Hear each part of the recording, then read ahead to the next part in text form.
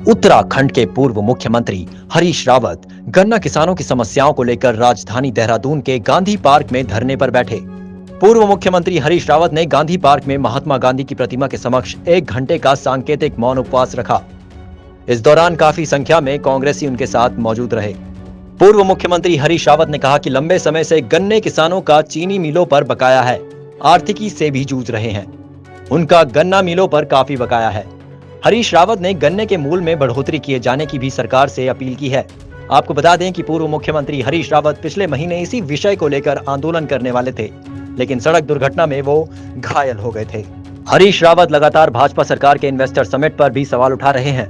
उनका कहना है कि यहाँ के किसानों को जब भुगतान ही नहीं हो पा रहा है तो बाहर के इन्वेस्टर यहाँ आकर क्या कर लेंगे। हरीश रावत ने कहा कि जो स्थानीय लोग यहाँ पर रोजगार करना चाहते हैं, इन्वेस्टमेंट करना चाहते हैं, उनकी ओर तो सरकार का ध्यान ही नहीं है। सरकार चाहती है कि बड़े उद्योगपति ही यहाँ निवेश करें। हरीश रावत ने सरकार पर विशेष पूंजीपति लोगों को ही लाभ पहुंचाने का आरोप लगाया है। उधर हरीश रावत के सांकेतिक मौन पर भी भाजपा ने तंज कसा है।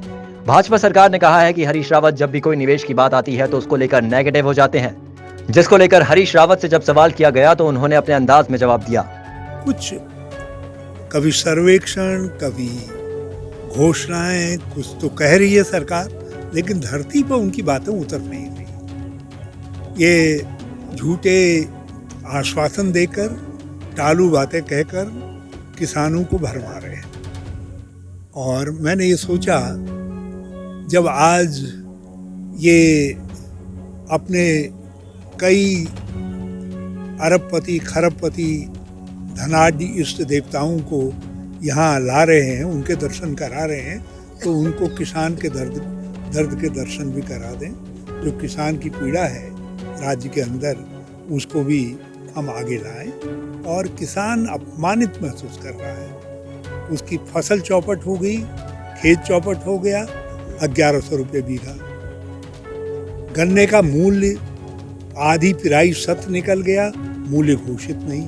किसान कह रहा है 450 दो, 500 दो, हम कह रहे 425 दो तो सही, घोषित करो।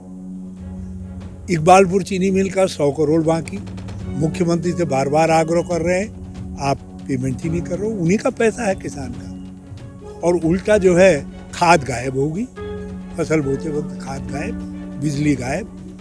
तो ये सब चीज़ें हैं। तो ये इन्वेस्टर समिट के नाम पर जो चकाचौंध पैदा की जा रही है, उसमें किसान का दर्द भी सम्मिलित है। ये मैं मुख्यमंत्री को एहसास कराना चाहता था, और ये एहसास कराने के लिए आज हमने ये मौन व्रत और उपवास रखा।